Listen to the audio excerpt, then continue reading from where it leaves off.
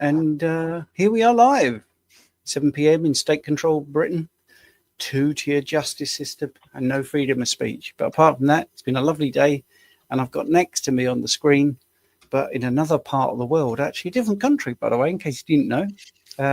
State-controlled Britain is made, or United Kingdom is made up of England, Scotland, and Wales, and Northern Ireland, and sometimes it's the whole of Ireland if you're talking about Great Britain. But anyway, we got the UK's top nutritionist. And if you wonder why I waffle on in the first 2 minutes, if we talk about anything like carnivore or anything controversial, then the algorithm drops us down a little bit. So I waffle for another like 15, 16 seconds, and then we'll get into talking about carnivore.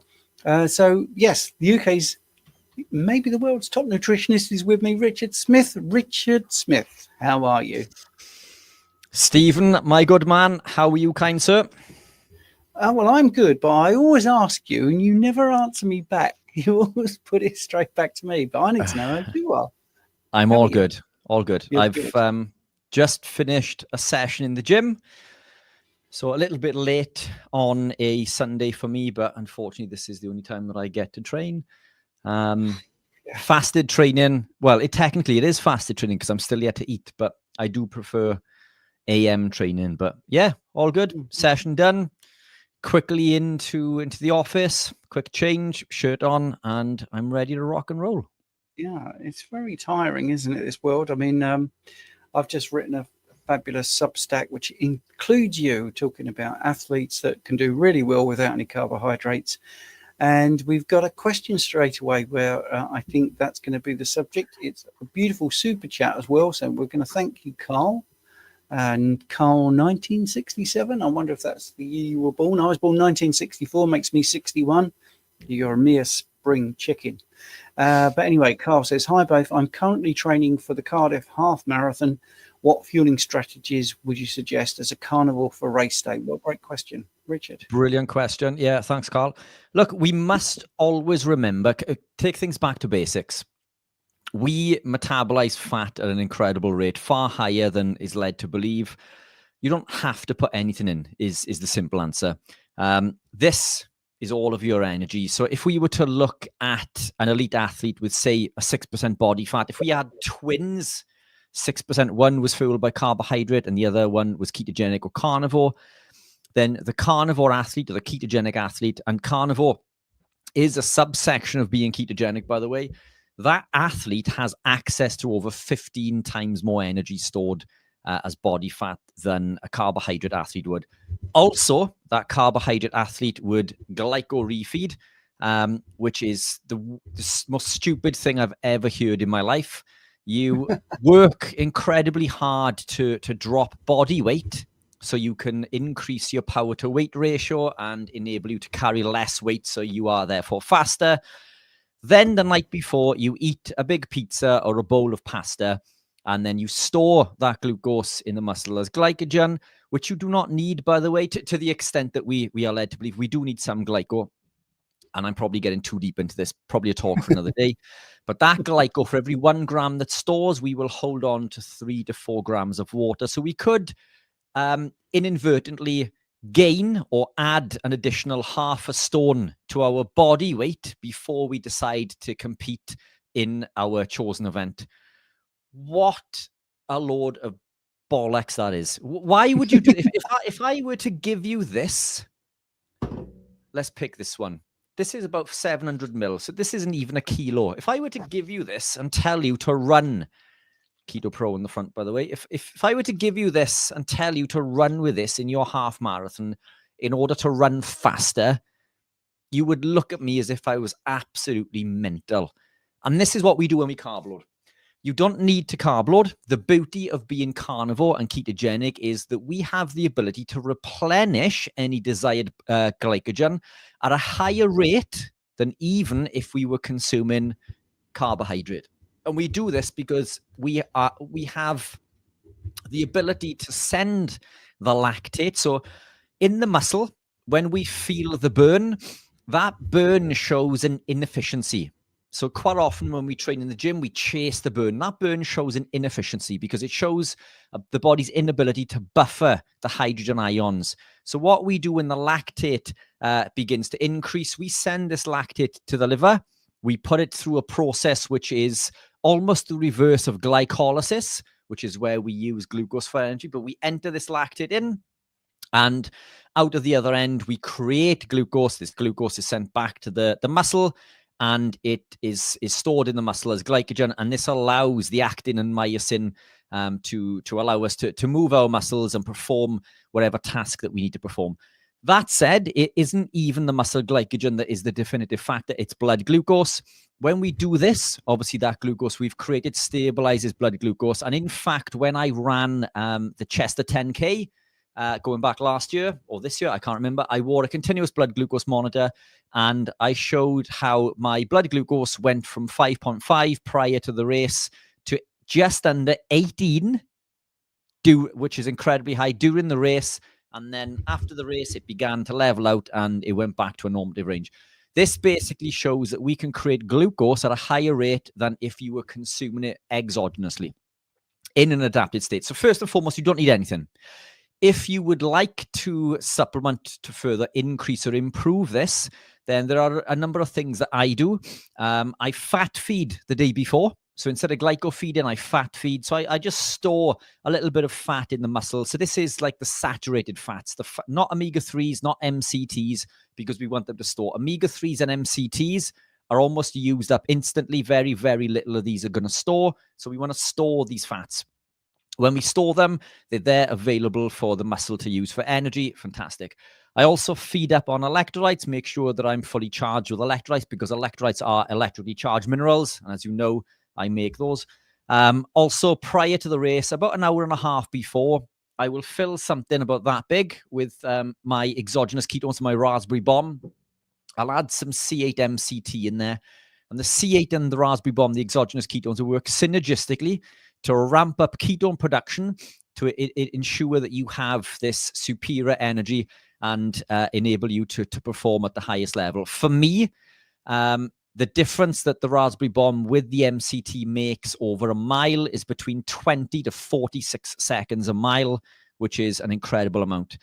When we were testing the new raspberry bomb with Mikey, good friend of mine, very, very good triathlete, it increased his performance by +6 on his Garmin. And this is a trained athlete at an elite level. You don't see those sorts of performances, but that's the difference it made to the mechanical efficiencies of his heart, the blood flow, the vasodilation, along with the electrolytes found within. So that would be my protocol. You wouldn't have to consume anything during the half, because the ketones would be enough to power you for well over 2 to 3 hours at that level. But I consume that for the period of an hour. So around an hour, 1.5 hours prior to race. And I make sure that it's done 30 minutes prior to the race. So my body's loaded with these exogenous ketones. I use the toilet, have a quick pee, make sure I'm as light as I can be, because that's the worst thing as a runner when you're just about to race is to feel that you need to use the toilet. So have a quick pee, let that out, and then you're ready to go. That is a very simple protocol for ensuring, Carl, that you will thrive and achieve your desired result. I will pop the link into the chats for the raspberry bomb and the MCT and the electrolytes, and obviously any questions, chuck them into the chat. This is brilliant. I won't answer. I know it was for both of us, but actually we haven't really got time. That was such a full and frank and brilliant answer. We're going to stick with that one. Right. The beef it to be fit. Beef it to be fit. There are. I've read it properly now. Much info about what breaks a fast. Oh, by the way, I just want to say Jonathan from Carnivore Muscle was here, and I want to thank Jonathan for last week. It was a very brilliant substitute for you, Richard. It was absolutely amazing. So if you haven't checked out Carnivore Muscle, you really should. And 100%. It's still on my channel. It was great. Right. Okay. Yeah, sorry, Jonathan, I didn't mention that at the beginning. Right. But you know what it's like. All the buttons pressing and all that. Right. Be fit to be fit. How much info about what breaks a fast? However, I can find almost no data, I reckon, on how long certain things break a fast for. Could you take a guess at the effects of heavy cream, MCT, butter on autophagy? Yeah, in my opinion, MCT won't break. MCT will not break a fast, especially C8. C8 is sent directly to the liver via the hepatic portal vein. I will keep this brief. In short, if you consume a long chain fatty acid, it goes through the whole body. It goes through the lymphatic system, and it takes an awful long time to get to the liver to be processed. Some will store, some will be used as an energy. MCT bypasses this and goes straight to the liver for processing into ketones and will not be stored. Once you've created ketones, you cannot store them. They will not break a fast. Electrolytes, most brands will not break a fast. If they contain sugar or maltodextrin, they will. Electrolytes, good quality electrolytes, will not break a fast. MCT will not break a fast. Heavy cream and butter. So look, there are a number of ways of thinking in regards to what breaks a fast. In my opinion, it's the activation of the mTOR pathway that breaks a fast. So this is why protein will break a fast. This is why carbohydrates will break a fast. Fats generally do not elicit that response. So MCT, I think, would be okay. Butter in small enough quantities would probably be okay. And to be honest, heavy cream would probably be okay. They say over 50 calories. I don't agree with this. In my experience, my benefits of autophagy, mitophagy, brown fat activation, lipolysis, insulin sensitivity, all of these are okay and still elicited to the desired response if I consume these, irrespective of how much. So for me, it's the activation of mTOR that is the governor between autophagy and not. So I wouldn't be concerned with any of these. The second you consume protein or collagen or carbohydrate, then you are going to break that fast. Heavy cream, there are reasons not to consume, but again, we're all on our own journey. If you were the best thing to do, MCT, and you know that you're good to go. There's no fast break-in involved there. And in fact, the MCT will help elicit higher ketones and prolong the fast and enhance that desired effect of the fast in the first place. Yeah, and I think sometimes we just assume everyone knows what we're talking about, but autophagy is when your body enters into sort of a recycling where it's breaking down old proteins and having a bit of a physiological clear up. But actually, it's always doing that. It's just as you fast, it does it at a greater and greater degree. So if you break your fast, in inverted commas, with an MCT, which you don't, by the way, but like butter or cream, it doesn't put autophagy off completely for hours and hours. It will just slow down, and then it will ramp back up if you continue with your fast. So if you want to be a semantic person, though, breaking a fast is when you eat. I mean, so it depends on the nuance to it as well. And some people think if it triggers insulin, so, as Richard says about the mTOR, it depends what your goal is as well. Because if you're fasting and you're looking to just bring your insulin down and lose, improve your body composition, that's different to someone that's therapeutically fasting. When maybe they're trying to put cancer in remission. So it's a great question, and we could spend a whole hour on it. Really, we really could. But we're going to get to the next question. One other quick thing, just to jump on the back of that, Steve, as you rightly say, if we are ketogenic, we are eliciting the benefits of autophagy while we are ketogenic anyway. So our requirement to fast for prolonged periods of time are massively reduced because we're constantly in and out of that state of autophagy. Autophagy, mitophagy, brown fat activation, lipolysis, so on and so forth. All of these things we elicit through living a ketogenic lifestyle. So we don't need to prolong fasts to the degree that someone else would. Yeah, that's brilliant. And thank you for the super chat as well. Be Fit to Be Fit. I do like that name. If you're listening on just audio, you have to look at how that's written. Right. Princess Aloe Vera, which always strikes me as funny, aloe vera, for some reason. But anyway, $5, which is a really good super chat. Thank you.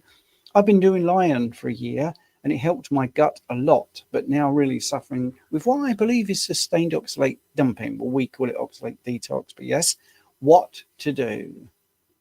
Yeah, brilliant question. So look, it's very common. Most of us have gone through periods in our life where we consume lots of leafy greens and turmeric and black pepper, believing that these are incredibly beneficial.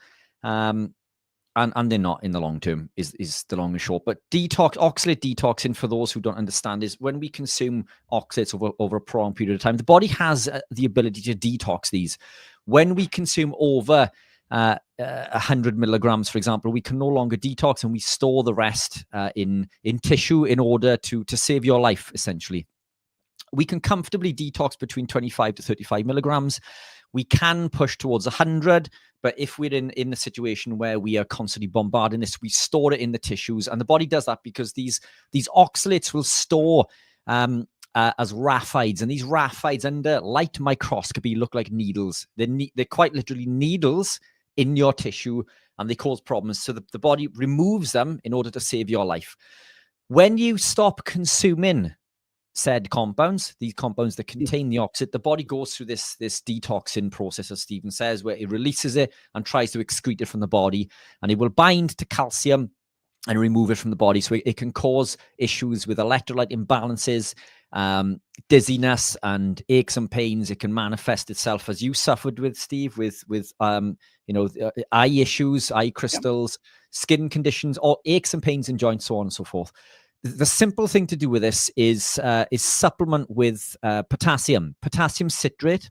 Citrate has a high affinity to bind. It forces the oxalate to bind to the calcium and allows it to detox from the body while maintaining the correct electrolyte balance. So plain and simple, for me, it's potassium citrate. You can buy them in conjunction with other electrolytes. Obviously, from the $sign, it's stateside. So look for a good quality electrolyte that doesn't have any nasties, that contains a good proportion of potassium, roughly an equal level of sodium to potassium, or just supplement with potassium citrate. Start small, take periodically throughout the day. Less more often is better than more less often. And when you hit the sweet spot, then you know you're good to go. But what you'll find with oxalate detox is that it's cyclical. So you may have a day or two where you really suffer, or even a week.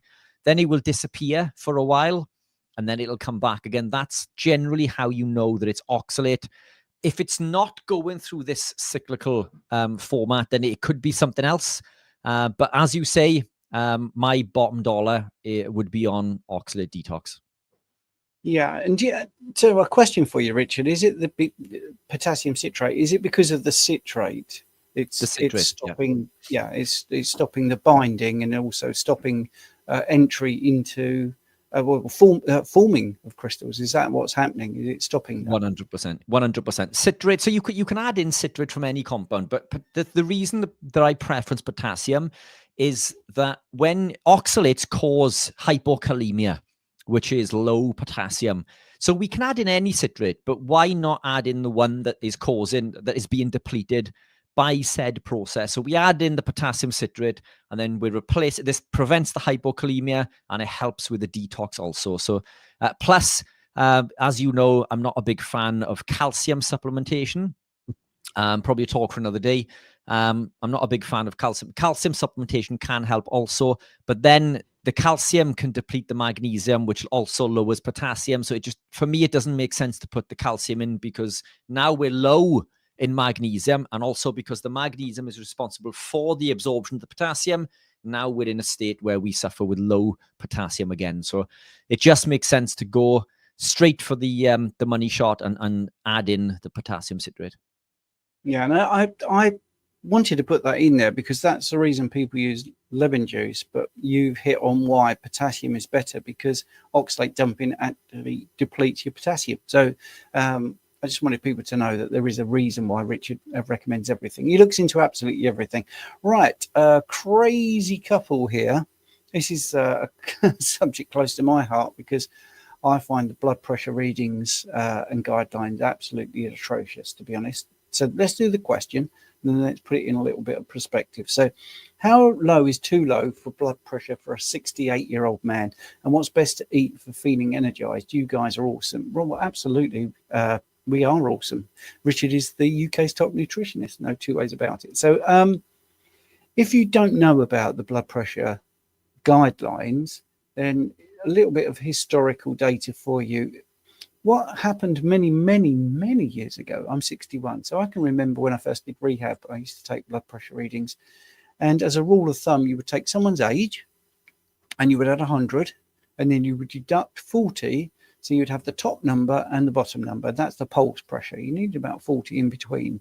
So when you look at 120/80, it fits that one thing, the pulse pressure of being 40 between the top and the bottom, systolic and diastolic. Now, why is that irrelevant if you look at the guidelines where it's always 120/80? Well, that's because that hasn't factored in that your arteries are now hardening as you get older.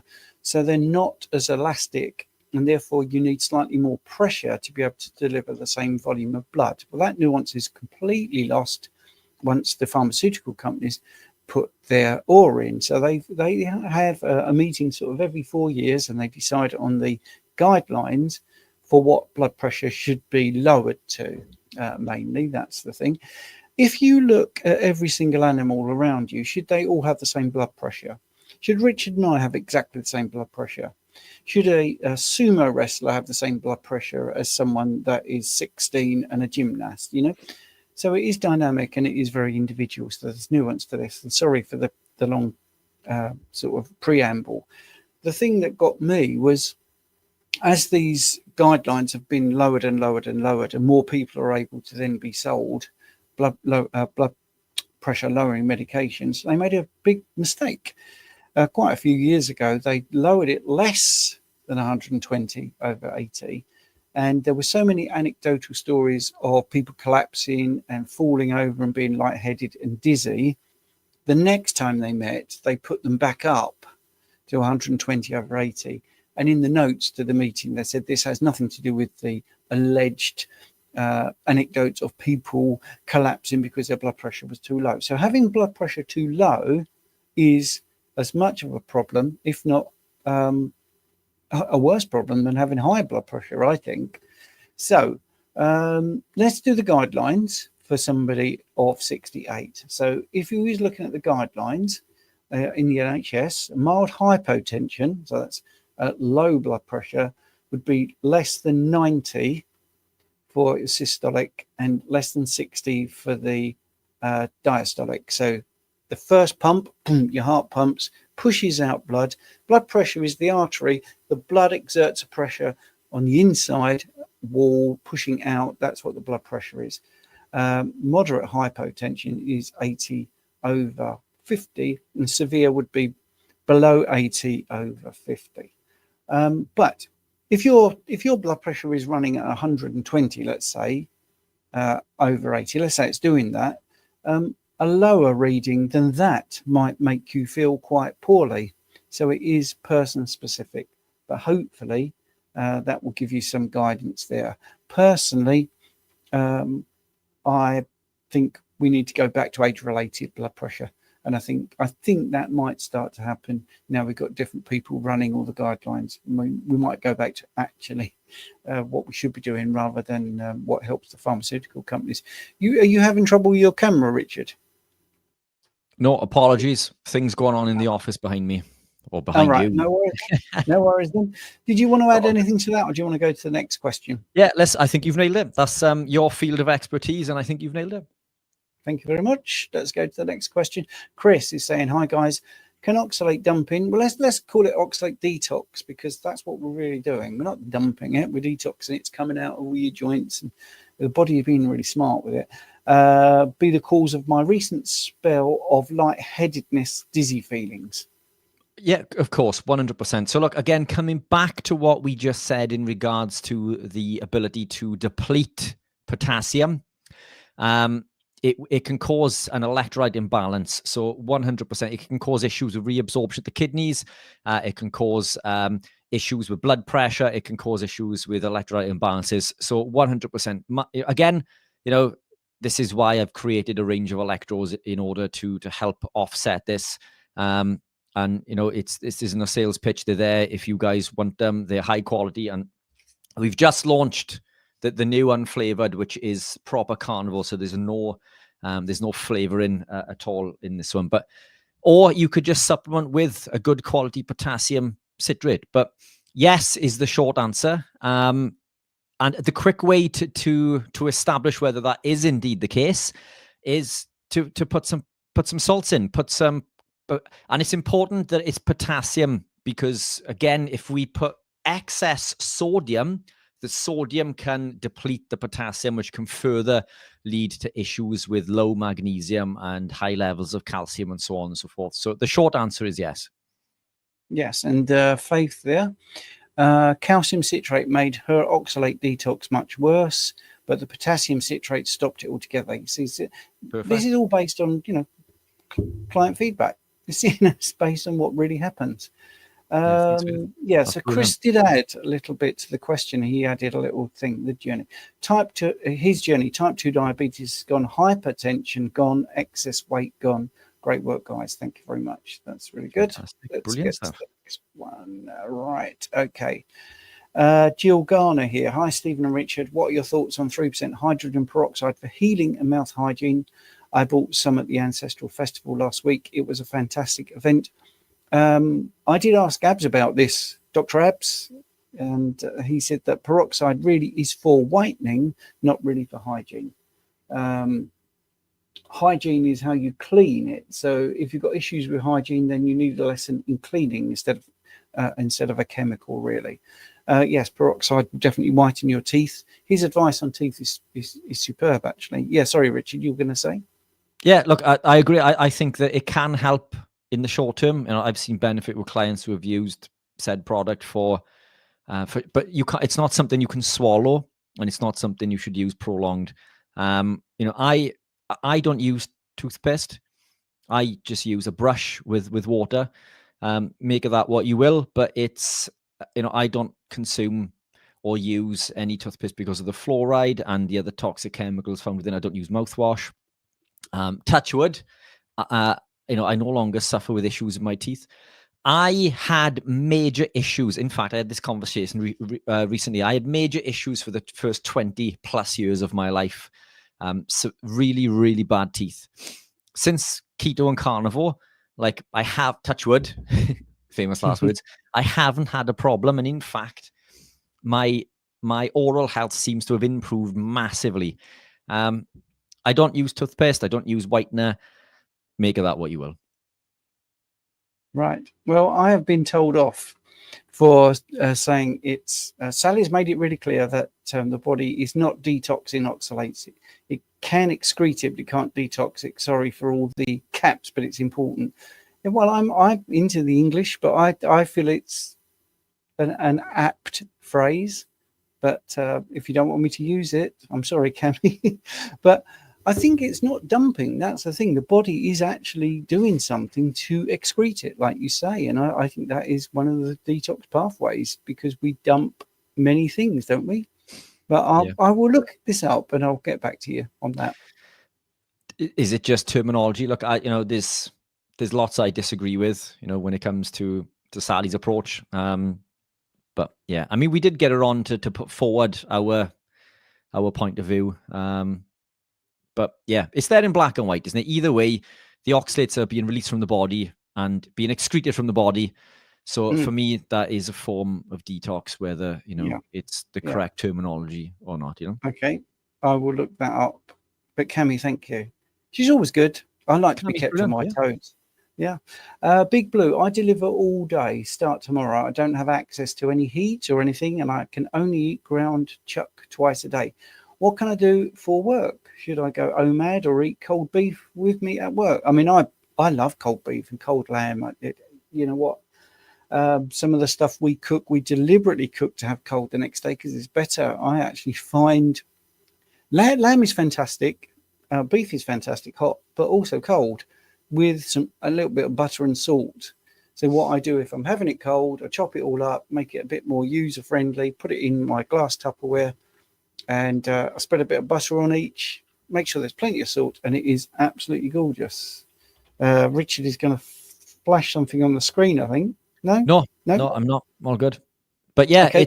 I agree. Cold beef is fantastic. Cold bacon's fantastic. And look, that's the beauty of being ketogenic and carnivore is, do you know, if I'm we spoke at the event recently, I know, and the one prior, 2 weeks prior to that. I use those opportunities when traveling not to eat, because I'm not hungry when I'm busy. So if I'm driving, I'm not hungry. When I'm at an event, I'm not hungry. And I use those in order to fast maybe for 1 or 2 days. But I'm not against the cold. I love cold bacon. I love cold beef. So yeah, there's no reason why you can't consume them cold. And if you're eating eggs, Big Blue, then boil some eggs, take them with you. If you're still consuming cheese, fantastic. Those are fantastic. They were always brilliant snacks for me through my journey. But there's certainly nothing wrong with cold beef. No, or cold lamb, or cold anything. It's always very nice. Josephine Benik, I don't know. Is there a way to gain weight instead of losing on the carnivore lifestyle? 100%. Yeah. So it's and many do see this. Many who come to this way of living will see weight gain initially as they go through a healing process, but obviously it sounds that you're going through the opposite issue. Look, there's nothing wrong with losing some excess body fat. We look at people in modern society, and when they lose weight at an incredible rate, we think they look unhealthy, but they're not. It's just we're not used to seeing lean people, or used to seeing people like when I lost all of my weight. I was accused of being on heroin, and that's how ill I looked to other people. But I felt fantastic. The body, this is incredibly common, but the body's very intuitive. If you're losing that fat, generally, and we're talking 99 times out of 100, this is where the body wants to be. It will find its natural level of homeostasis. You'll hit the bottom and you'll bounce off, and you'll probably gain 5 to 7 pounds when your body is happy, when it realizes that food is there and it's no longer, your body no longer needs to store as much, and it's happy to function with the level of fat that you have and the level of fat that you put in. It will find this level of homeostasis, and you will come to this optimal level of homeostasis. So I wouldn't be concerned, but to gain on the carnivore lifestyle, increase the fat consumption. Protein is also key. We do need to elicit that insulin response. So Josephine, if you are consuming around 0.9 grams of protein per pound of body weight, you can increase that. Protein, again, is the most important macronutrient. This will elicit an insulin response. When you consume fats on top of this, you will gain weight. Stephen, can go into detail with this. The odd chain fatty acids are likely to store more. So this is the types of fats that you'll find in double cream, for example, cheese, and so on and so forth. They tend to be higher in these odd chains, so they will store fat.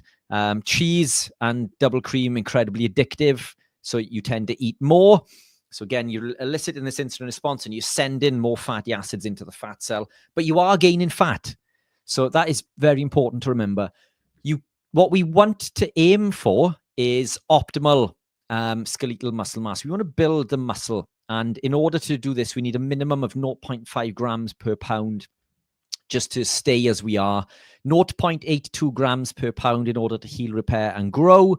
And for you, Josephine, it's going to be around 0.9 to 1 grams or beyond. You can consume more. There's no issue with consuming more. Resistance training is going to help with this. So be active, move, lift some weights. They don't have to be heavy. You don't have to train extensively, but this will build quality lean muscle mass and allow you to gain that weight. So two mechanisms, protein or fat. Brilliant. Okay. Now I've seen in the chat, there's quite a few people saying, if you're in school, we can talk to each other. So what is school? If people don't know, school is our community that Richard and I are co-hosts on, and we run it. It's 24/7. It's a bit like Facebook in some respects, except it's nice and it's full of good people, and there's no censorship. And basically, you put your questions on there, and people will answer them. So there's Laura got a question about eggs, and there's 14 people already answered. Fats and sports, Bart K versus vegan gains, and there's a nice lively chat. I put all my Substacks on there as well. So MTHFR, iron, and T-stat, which is total iron saturation. Anyway, and folate and all that. So lots and lots of things to read. And also there's a classroom if you want to learn stuff. You can come and do the courses. There's over 10 courses now. Many of them are free from the get-go. And the more active you are, the more the levels unlock, or you can pay a one-off fee and you can unlock them all. Fat Club is there as well. You can do that. And that's like a 60-day, every single day there's something to learn about this way of eating. Thyroid, there's free ebooks. Dairy, we just spoke about, free ebooks on that. Popular videos, fruit and veg, free ebooks, and also the inside track on what the food producers are doing, and proof that things like the apple that you're buying at the supermarket has probably been picked over a year ago, and pears probably picked over 9 months ago. They're not fresh, but they pretend they are. They now put Bill Gates' wonderful appeal all over it, and leave them in stored, controlled environments. So even the food growers are saying within 6 weeks of them being in there, any of the nutrients are pretty much gone. So they just ended up being bags of sugar. If you're interested in joining school, then there is a link in the chat now, and we'll get rid of that. But it's such a good thing to do. Make sure you get in quick, because at some point we'll have to put the price up. If you get in now at the price, we're about 50% cheaper than all other school communities that are big like this, and you'll get that price for life. Right. Okay. Just so you know, what does detox mean, and why is it more appropriate? It's an active physiological process. The body has sophisticated mechanisms for identifying, mobilizing, and eliminating stored toxins. When you remove dietary oxalates, you're giving your body the opportunity to begin this detoxification process. It's not random dumping. Just so you know, looking at a definition online, and that wasn't what I was expecting. I was expecting some pushback, but it does seem that it is correctly used up. Anyway, right, enough of that. So let's go to the next question, which is here. S. Brown, 1999. 15 months keto, last 24 days strict carnivore, 57 kilogram female, eating 150 grams of protein to repair osteoporosis, blood sugar 5.2, which is about 93 milligrams per deciliter, I believe, 0.2, which is ketones, so the GKI is 28. What's going on with blood sugar given zero carbs eaten? Well, your blood sugar will be around that.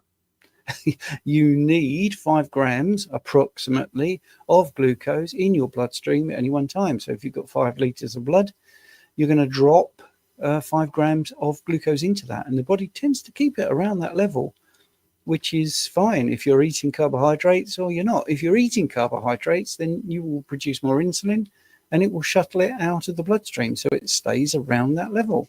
Nothing wrong there whatsoever. 24 days strict carnivore. Richard is one of those people that is very adamant about his ketone levels because he utilizes them, does a lot of endurance sports, he runs a big business.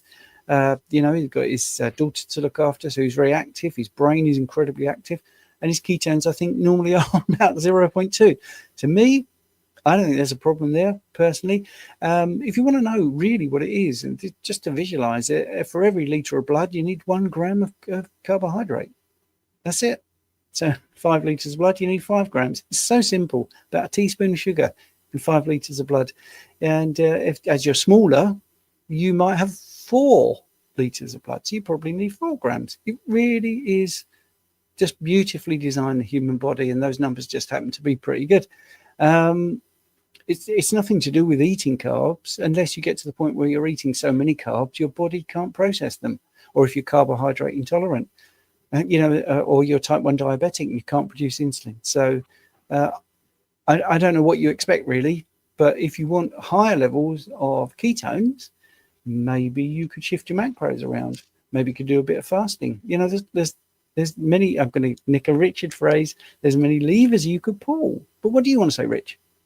Yeah, look, those numbers look perfect. Ketones and blood sugar, that's exactly where we'd expect to be.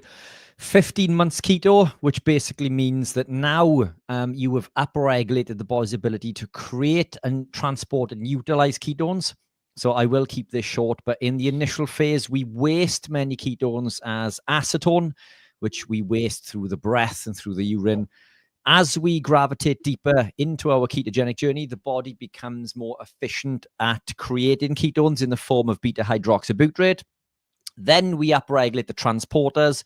Then we upregulate the enzymes that use the ketones, which basically means that we'll go through a spell where acetone is high, then it comes low. Beta hydroxybutyrate goes high through blood testing. Then over 12 months, and you were 15 months keto, begin to come down. And now we think we're doing something wrong, but we're not. We're just becoming adapted. Point 2 is roughly where I would expect to see. I haven't registered ketones over 0.4 since I can remember. And I don't care, because it just means my body's adapted. So that's exactly where I would expect to be. What I would say is I would recommend your protein be closer to 190 if you're looking to repair osteoporosis. So simple formulation for this is around 1.5 grams per pound. In my opinion, to help. You can do it on a lot less, but for me, that this is we need more. We need more. 1.5 grams per pound. So that's 188 grams of protein for you, which in animal protein weight pre-cooked is around 800 to 850. Obviously, if you're consuming eggs, then we take like 6 to 7 grams per egg off this. But that's where, ballpark figure, that's where we need to aim for. We also need sodium. So calcium, critically important, but sodium is how we send this calcium to the bone. So we can't reverse osteoporosis without protein, without sodium, without phosphate and calcium. So we need the sodium. So make sure you're salting the meals with a good quality Celtic sea salt, ideally. But protein and salt is the key to this. But those numbers look good.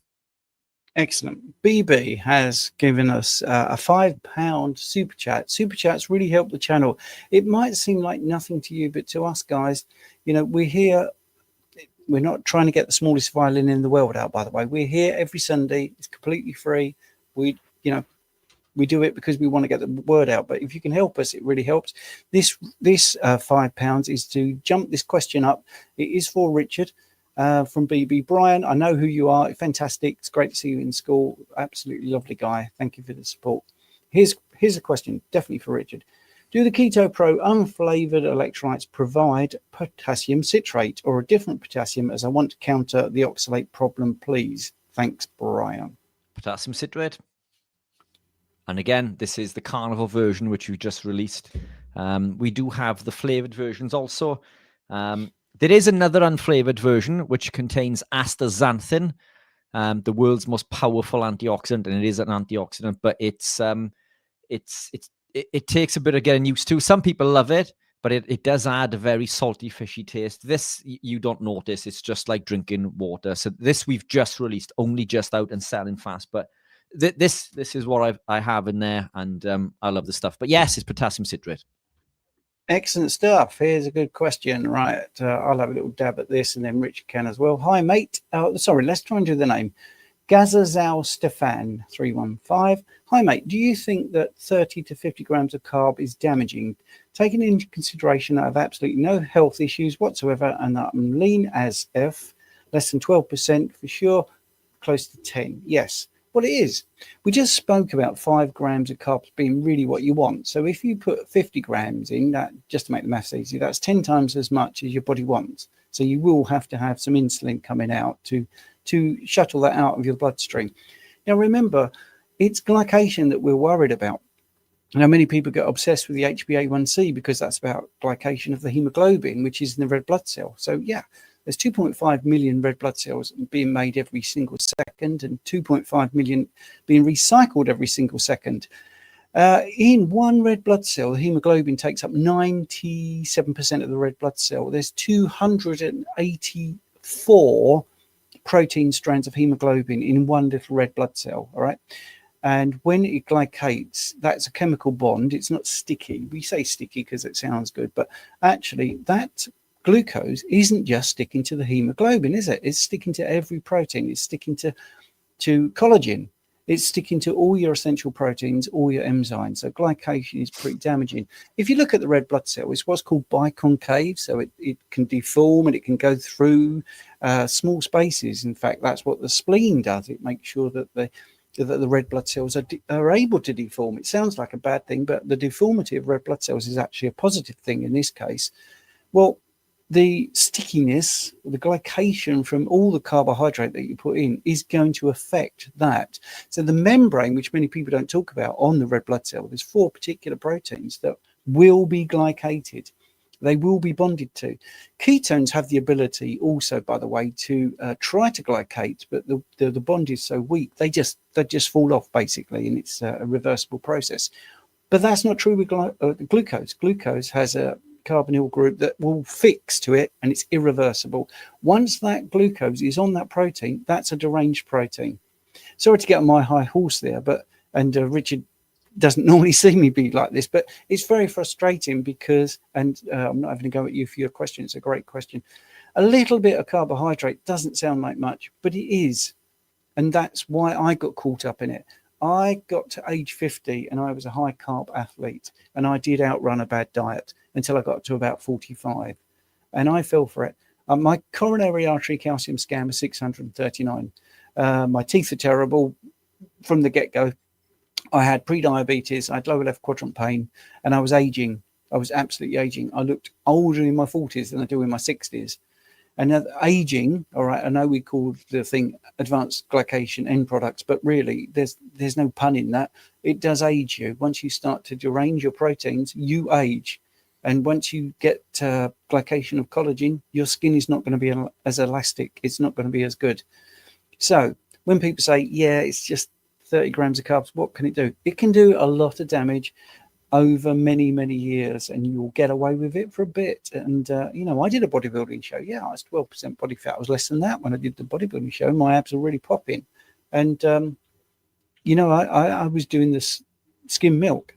I was doing, porridge oats and freshly squeezed orange juice and blueberries and all the stuff. And I was avoiding red meat and fat. So, yeah, that was a lot of glucose. But I've now learned that, even a little bit of glucose would have caused a lot of damage. And I see it in people all the time. So anyway, I think Richard is going to do one of his brilliant presentations. So I'm going to hand it over. Yeah, look at that. Look, the linear form of glucose. Hey, we've got it all 100%. Here. So yeah, look, just to jump on the back of what you were saying there, this is something that I spoke about at the Ancestral Health. So this is a Fisher projection, or the linear form of glucose. It travels through the body in 2 forms, linear and a circular form, which is the Haworth projection. So we have a straight form or linear form and a circular form, and it changes between the two. When it becomes this, it becomes susceptible to glycation. So this, as Stephen says, the carbonyl group there is where glycation happens. The carbon double bond oxygen there, that is where glycation happens. And Dr. Abs, good friend of ours, when this decides to change, he explains this during his biochem lesson very well. But look, from a simple perspective, when sugar or glucose binds to proteins like lysine, for example, it goes through a series of steps. It becomes a shift base, and it goes through an Amadori reaction, becomes an Amadori product. The result of this is an advanced glycation end product, as Stephen says. So this AGE, if we move on to the next. This is all my own work. It took me ages to do this. So this AGE binds to this receptor, which is called a RAGE receptor. So it's the receptor for advanced glycation end product. So this is what happens when we consume sugar. So this process happens when we consume. It does happen when we don't, because we still make sugar. But add into this process, this is what happens irrespective of the volume that we consume. So it binds to immune cells, for example, and it will cause a number of reactions. These 2, which are the most important. This one, NFKB, nuclear factor kappa B, go through a series of processes and will lead to inflammatory cytokines and interleukins, i.e. inflammation. Therefore, glucose causes inflammation. It also activates this other pathway, the NOx pathway. NADPH figures, what is it? NADPH phagosome oxidase, I think, is it? NADPH figures. So it's the NOx pathway, which is the nicotinamide adenine dinucleotide phosphate. So that's the NADPH part. So it's the phagosome oxidase pathway, and this will lead to reactive oxygen species. So hydroxyl radicals, if you like. So we all know and understand what reactive oxygen species are. In essence, it's like rusting. So if we think of a piece of steel or something becoming, this is what happens to our cells. And it causes damage to the cells, to the LDL particles, and it damages our DNA. So in simple terms, when we consume glucose in very little quantities, it leads to inflammation. And if we take a step down, it also damages our LDL. This is what glucose does. And again, we do need glucose. So the question that is quite often touted within the social space is, well, we need glucose. We need carb. That's what people say. And that's wrong. We don't need carb, but we do need glucose. But the body makes all of the glucose that we need. And as my good friend Stephen Thomas will tell you, as he just did in regards to the amount of sugar that travels through the blood, then it's very, very small. So 5 millimoles per person in regards to a 70K male. This does vary depending on the person. Based on the average blood volume being around 5 liters, which is considerably less for a child, by the way. So this means that we carry around 4.5 grams, which is around a teaspoon at any one time. But then that leads the question to how much glucose do we need per hour, per minute? Okay, we need a teaspoon at any one time, but how much is the body using? Recently, our good friend James D. Nicolo Antonio, spit that out. See, I can say it incredibly well now, Steve. So he suggests that we need around 150 grams of glucose each day. But the fact is, when we work out based on 25 trillion red blood cells and the function of the brain's ability to utilize ketones at an incredibly high rate, and I'm just skipping through these quickly so we can get onto more questions. Basically, the long and the short is that when we upregulate all of these monocarboxyl transporters and other enzymes associated with ketone regulation, 95% of the brain's capacity can be supplied through ketones and not glucose. And in fact, even in a state where the brain has the option of glucose or ketones, it will preference ketones. This basically means that the body's ability each day is between 15 to 37.5 grams of glucose, i.e. 3.3 to 8.33 teaspoons of sugar each day, which is incredibly small. So does that mean that we need to consume this volume of sugar or glucose each day? Well, no, because the body can make over 20, it's closer to 30, so it's around 27 teaspoons of glucose each day. And we do this via this process, as we've said previously, gluconeogenesis. We can create and process all of the glucose that we need. So our requirement is indeed zero. So we need zero sugar. And this is the difference between exogenous carbohydrate and endogenous glucose. These are two very different things. So coming back to the original question, as Stephen says, any volume of sugar that we consume is causing this damage. You may be perfectly fit and healthy now, but it could cause problem. It may not. You may go through the next 20, 30 years and you may still maintain 12% body fat and thrive. Just be mindful. And I think Steve will agree. This is why Steve and I do what we do.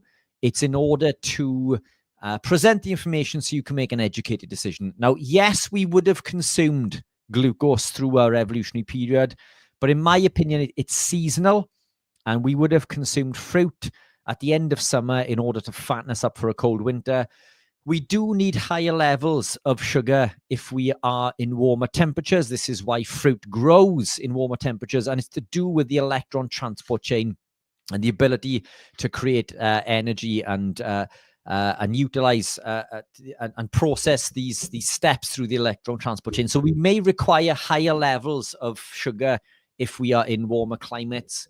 And this is why some people from warmer climates do get away with consuming more sugar, because the body needs it. But ultimately, just understanding that process is enough to maybe make better choices. There is one other thing, now that we're on this, Steve, if you didn't mind, I'll show really quickly. And it was, I'll share this really quickly. It was a comment that somebody made on a post that I made recently, and it was to do with I don't know if that's sharing there, but it was to do with a comment that we made recently on the live, And we're wearing the same colors. Woohoo! It's as if it was today. So look, it's basically, it was a post saying, stop saying dumb shit. And it was to do with basically saying the proteins and fats are not essential, and they are, and we do need them. This comment basically popped up in regards to, where we can make all the saturated fat that we need, and we can. Of course we can. The body's incredibly intuitive, but the difference is, in order to make the saturated fats from sugar, it becomes incredibly dangerous, because now we're consuming X amount of sugar, which needs to create that saturated fat. That extra sugar creates this glycation. Why not put the saturated fat in, and therefore negates our ability or requirement for the additional glucose?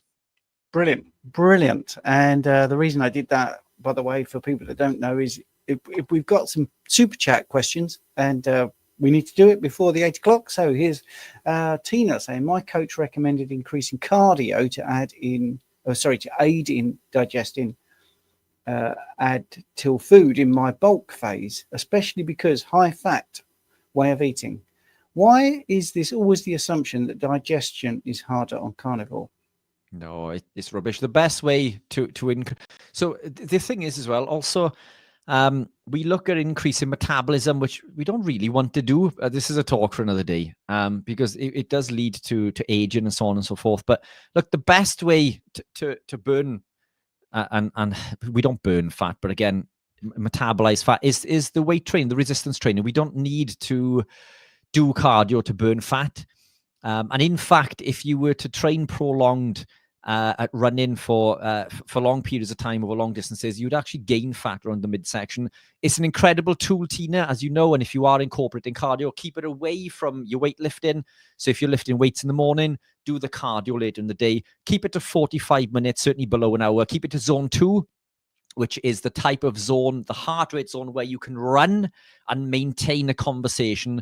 So it could be the rower, could be the cross trainer, could be the bike, could be running, whatever your go-to is, but you need to be able to maintain conversation when you do this.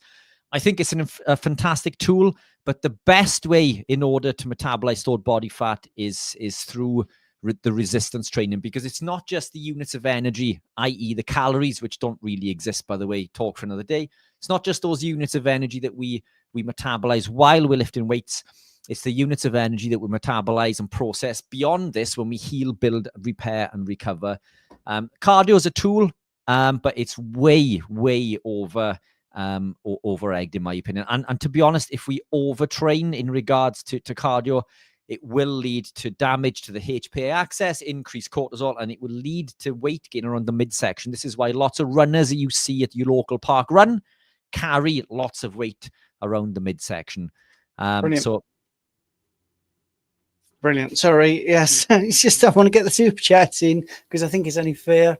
Thank you, Tina. Tina, we'll see you in a minute in the school community and we can carry on. Sue R8J, $4.99. Thank you so much. And I think there's one more just came in.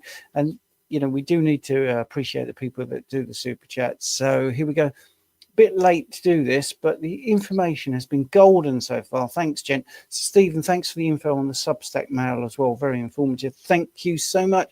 So that brings us to the end, YouTubers, and it's really great. If you posted a question and you didn't get it answered, we do apologize. We like to give you a full, frank, proper answer. We don't like to refer you to a video we made, so we don't get every single question answered. But in saying that, if you super chat, you do get yourself ahead of the queue and it helps the channel.